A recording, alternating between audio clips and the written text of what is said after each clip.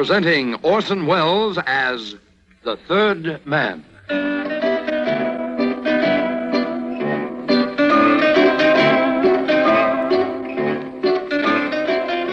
The Lives of Harry Lime. The fabulous stories of the immortal character, originally created in the motion picture The Third Man, with zither music by Anton Karas. Now, right from the very outset, friends, I want it clearly understood that I do not believe in Santa Claus.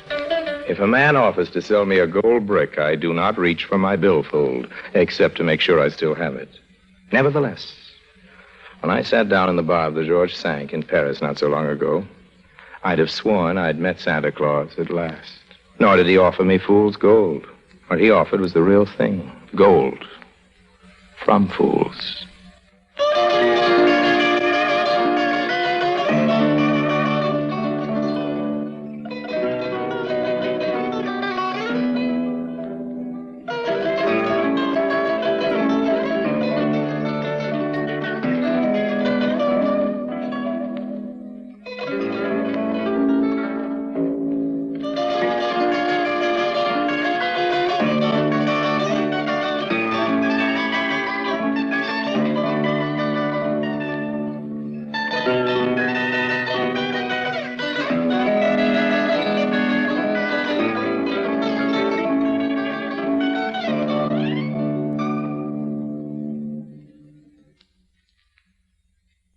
And now, Orson Welles as Harry Lime, the Third Man, in today's story, Fool's Gold.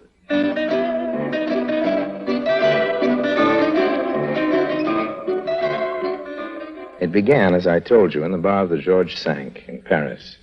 Ironically, I hadn't even wanted to meet the man. I hadn't wanted to see him at all when he called to make the appointment.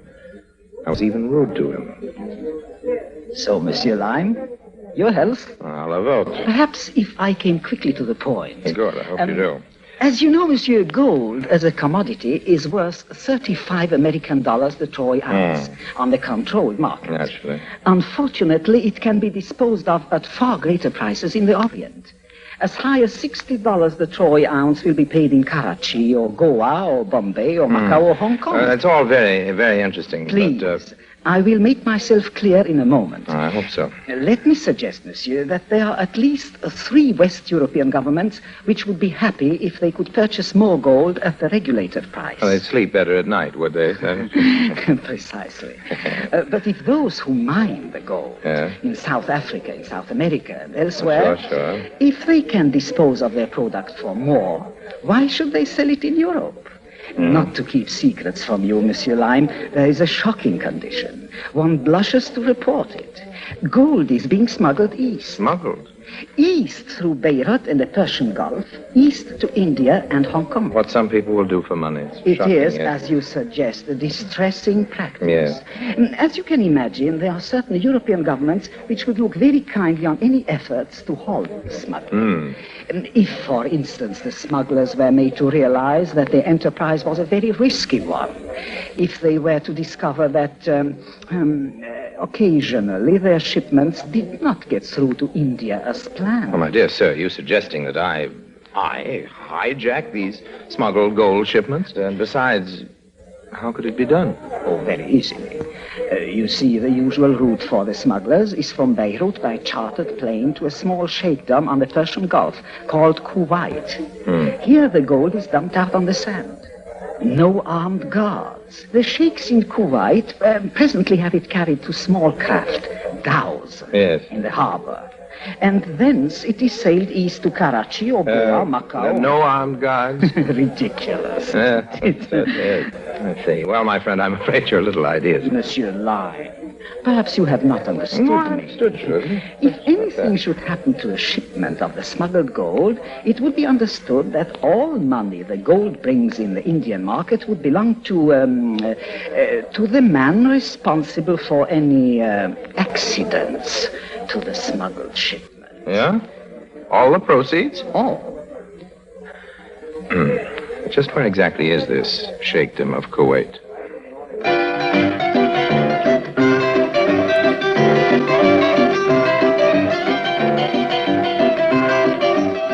Now, here was an undertaking designed to my own personal specifications. All the way to Beirut, I purred in my airplane seat like a tabby being presented with a bowl of clotted Devonshire cream. And in Beirut, I made allies with two likely specimens. One was called Clancy, a rascally Irish airplane pilot, and the second, Singh, an equally rascally Lascar sailor, both of them familiar with Kuwait. Now, remember, both of you, from now on, I am Dr. Harrington Lyme, FRCS, well-known archaeologist, right? Whatever you say, Now, Harry. Singh, you leave at once for Kuwait and hire a dhow. Clancy here and I'll give you a head start. Then we fly to the airport where we'll have to land because of engine trouble. I am an archaeologist looking for likely ruins to dig up. Clancy, you'll not be able to fix our engine until the moment there's a big shipment of gold lying on the sand by the airport. This begins to sound interesting. At that point, you tell me the engine is all right again. I arrive, change inside the plane to the clothes of a native. Singh drives a cart up, and he and I load the gold shipment into the cart, drive it down to the docks, dump it into the dhow, and sail 100 miles down the Gulf. Where I meet you with the plane. Right. We fly on to Karachi and sell it. Why not?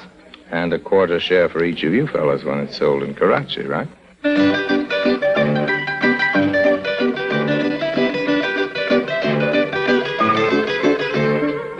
The grapevine had news of a rich, fat shipment of gold due into Beirut in a matter of days. We gave Singh a head start, time to get us to the dhow and get it ready. And then Clancy and I took off for Kuwait. 5.5 hours.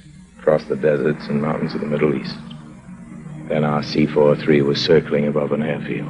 Can you make your motor miss, Clancy? Make the landing look good and necessary? Right. Heat reached up and met us, swallowed us. Clancy went away to report his engine trouble and ask for parking space, but he's back in a few minutes. Hey, Harry. Plane due in tomorrow with a consignment for the Sheikh Sir Sulaiman Al-Hamid bin Taimur. Well, so what? I know him, that's what. He's the biggest man in the gold business here in Kuwait. It must be the shipment we heard about back in Beirut, don't you see? And tomorrow, huh? Well, we'll have to work fast. In this heat, too. You stay here and fuss with the plane. I'll get into town, buy some native clothes, and contact Singh. You got the name of that waterfront place he's staying at? Don't worry about me.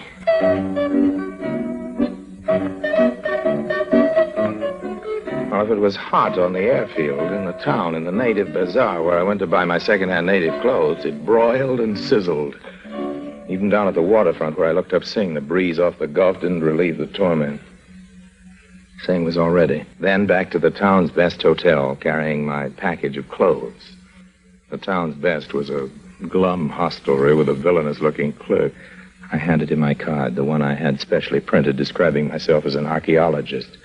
Who better to pass the word around about me than this clerk? Yes, sir, Dr. Lyme. You want rooms, fine suit, running water, hot and cold, cross-ventilating. Cross-ventilating very will be fine fine. suits. Sign here, please. I leaned down, signed my name, and then straightened again, glancing over my shoulder. And that was when I saw her. Luggages, sir. You have luggages, no doubtless? Our eyes met. She stood quite still, grave, returning my look. Dr. Lyme, where are your luggages, sir? Just only this bundle? That woman, who is she, old man? Nice, isn't it? Very That nice. is Falura. Falura, she is a dancer. Falura. Well, it would have been pleasant, but then I thought of the gold of the day's work ahead, and I turned toward the elevators. But just before I reached them, she was at my side. After looking at me the way you did just now, you turn and leave? Your name is Falura, isn't it? Well, why are you here in Kuwait? I've been waiting, perhaps, for you. Well, you're staying here at this hotel? I'll call for you this evening. Not this evening. This evening I am engaged. But I shall see you tomorrow evening. Well, it's too late. I'll be gone. I'm sorry. So, I think you will wait for me. She turned and walked away. She didn't look back. I watched while she went out and down the steps and into a limousine that was waiting at the door. And it was too bad. It hadn't been for the gold that would lie waiting on the airfield beside the strip tomorrow morning. Dr. Lyme, sir. Oh, it's you. Well, what do you want? An invitation has come for you, sir. The Sheikh throws big party tonight. Oh, Sheikh?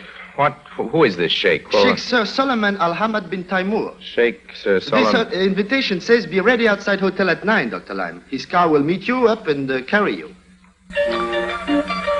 Well, the Sheikh's limousine deposited me at the entrance of an elegant and palatial residence in the hills above the harbor. The man at the door took my hat. Inside, I was left to my own devices, looking about for my host, when suddenly I discovered why it was that Philura had said she could not see me on this night. She was here. She saw me and moved over. I am happy you were able to come. Now you know why I could not be alone with you tonight. You're dancing here tonight? Later. And while you're watching me, remember, tomorrow night we will be together. Well, now, really, Philura, I'm afraid that won't be possible. You see, At first I thought you were an English lord when I saw you back at the hotel. Well, I'm not. Now I have learned that you are only a scientist. What is it? Archaeologist. Archaeologist, yes. Archaeologist. Now, about tomorrow night, believe me, Philura, I couldn't be sorrier, but... Excuse me, Dr. Lime, the Sheikh, Sir Suleiman, he would meet You are wrong to worry, handsome one. If Philura does not worry about your poverty, why should you? Well, Now, go. Talk about your science with the Sheikh. Yes, the Sheikh, Sir Suleiman. My science with a sheikh? Oh, why with a sheikh? What do you mean? You didn't know that the Sheikh is one of the most passionate amateur archaeologists in this part of the world? Amateur archaeologist? But what is the matter? Well, suddenly my head. I've got a splitting headache, Philura. Lime, please, the Sheikh awaits you. Yes, but I've got this headache. Of course, I know he does, but you'll just simply have to take apologies. My apologies to the sheikh. It's the heat. Which way is the door? My handsome one, go quickly home. Be good to yourself. I will, dear. Until tomorrow, in the cool of the evening.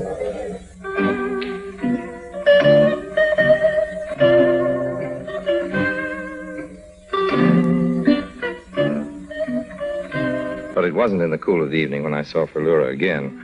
It was in the heat of the morning, just as I was checking out of the hotel, and when I had only gold on my mind. Where do you go so early, handsome one? Well, I'm leaving, Philura. I'm leaving Kuwait. It is Sorry. not possible. Well, I tried to tell you, twice I tried to tell you that I simply have to leave today, by plane, for India. Then I go with you. Philura, my lovely Arabian moonflower, listen to me. Oh, the first pretty thing you have said to me. I shall treasure it. Well, go right ahead and treasure it, honey. But now, goodbye. You're not coming with me. I'm going alone. Goodbye. No, wait. Is it my same handsome one? Can it Well, you're not coming to the airport with me, Philura. Not even to kiss you goodbye? How can you refuse? Say au revoir. Okay, and also goodbye.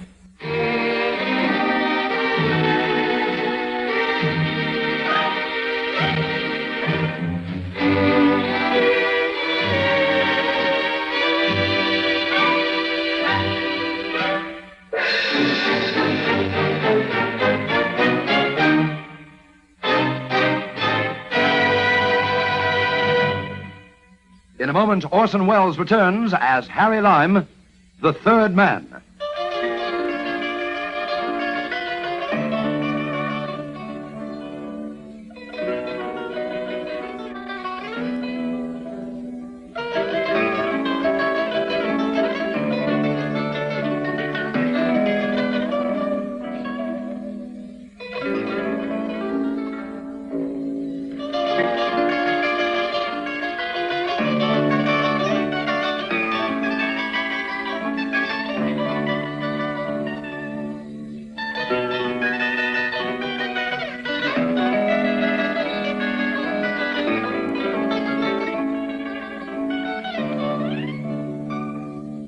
And now, Orson Welles as Harry Lime, the third man, continues in today's story, Fool's Gold.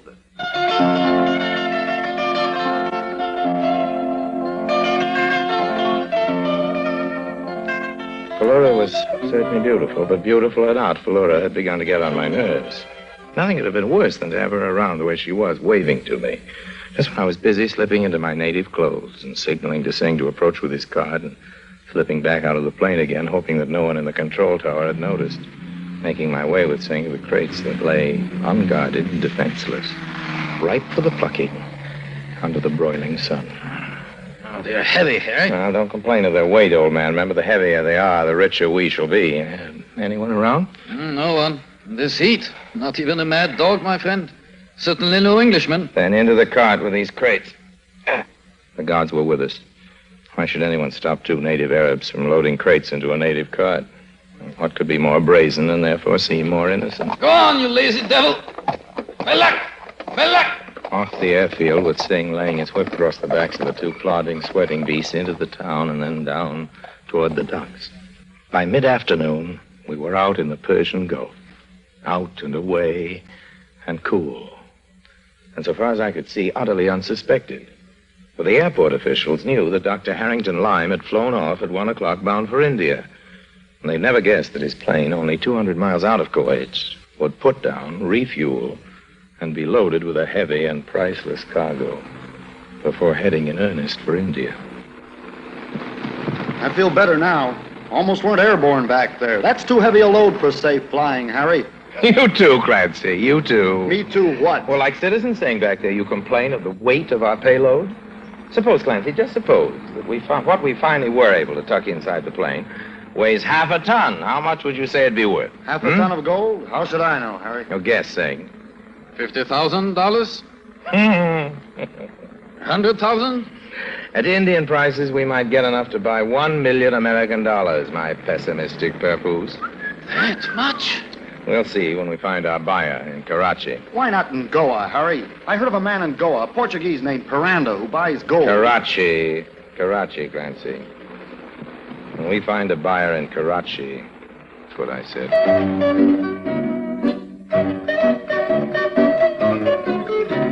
When is what I said, but if was what I was thinking. Would it be so easy to sell a half-ton of fine gold? I didn't know. Never sold a half-ton of gold before. I could only guess. But before I left Europe, I'd taken the name of an Indian merchant in Karachi who could be approached. Okay, Clancy? Everything clear? Sure pop, Harry. I just want to visit this guy first and make sure he's the man for us. I should be back inside an hour. Don't let anyone near the plane. Trust me, Dr. Lime. I will, old man.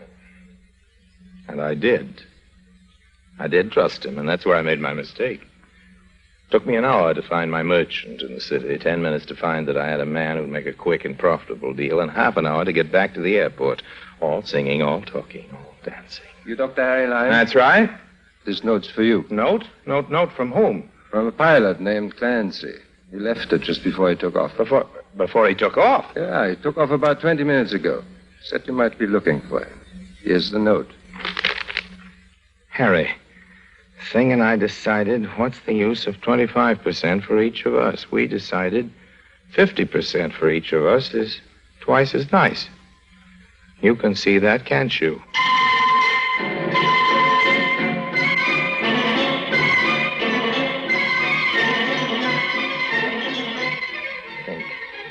Think.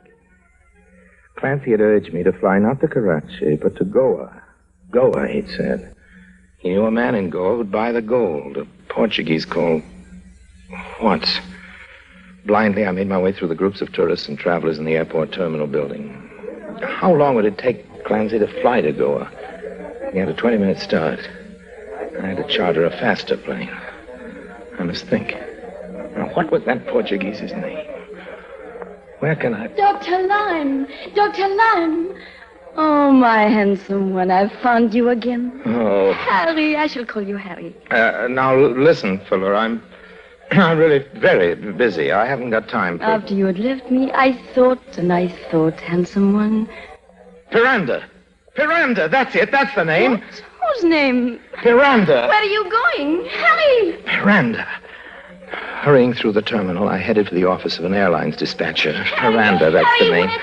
Maybe, I thought, maybe this dancer could be helpful. Suppose I got into a language difficulty. Falura! Yes? I've got to charter a plane to Goa. It's a business matter of great urgency, a fast plane, the very fastest sort of plane. I will come with you. Well, all right, if you insist, I guess, but... Come. We will charter the fastest plane in all Karachi, and Kamadeva shall be our pilot. Kamadeva? In this land, Kamadeva is the god of love.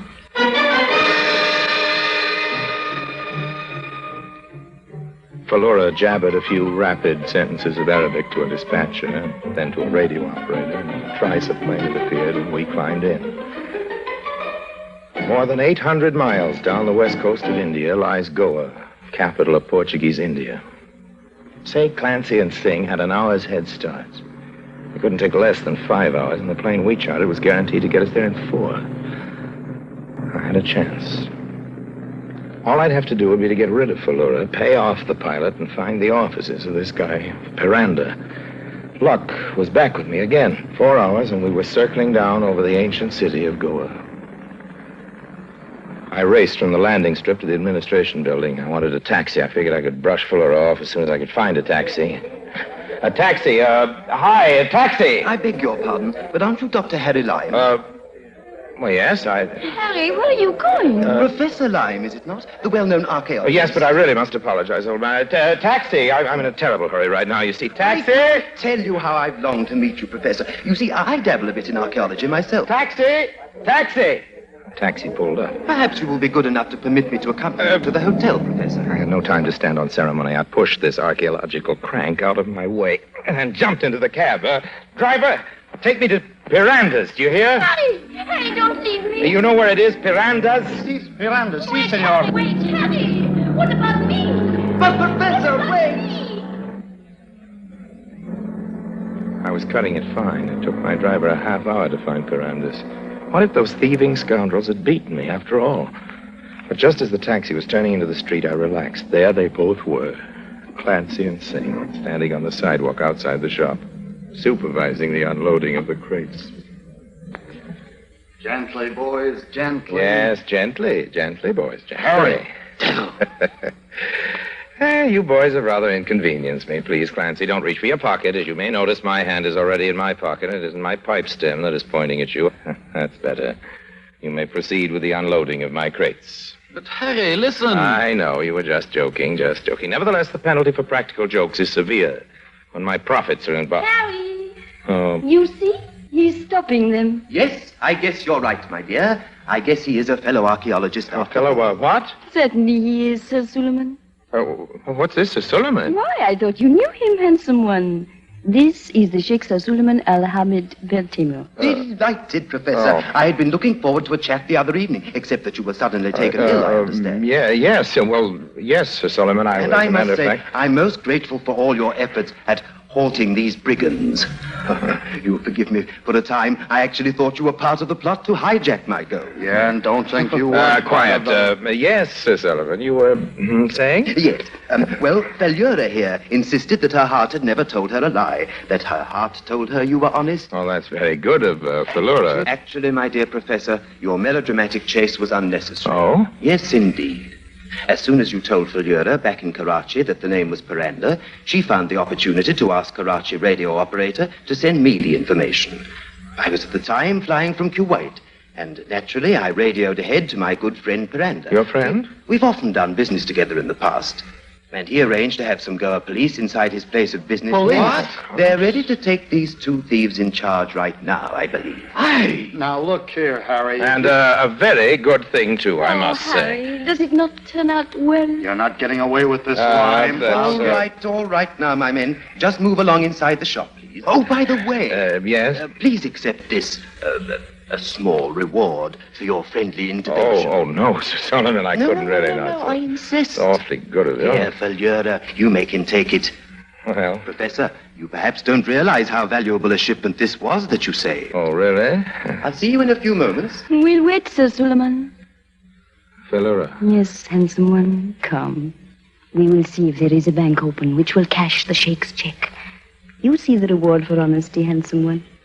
Yes, a slender return on investment, but a reward. Come, Moonflower.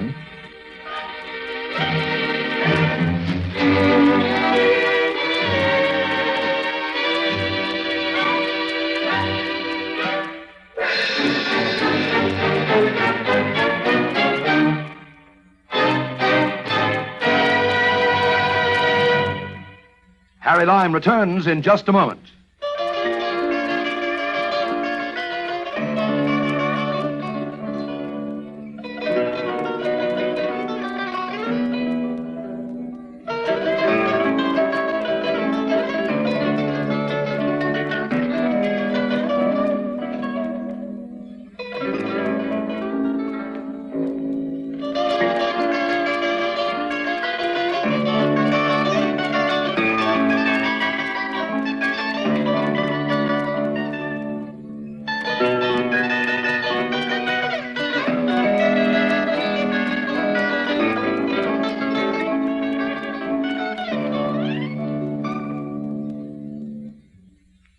And now, Harry Lime.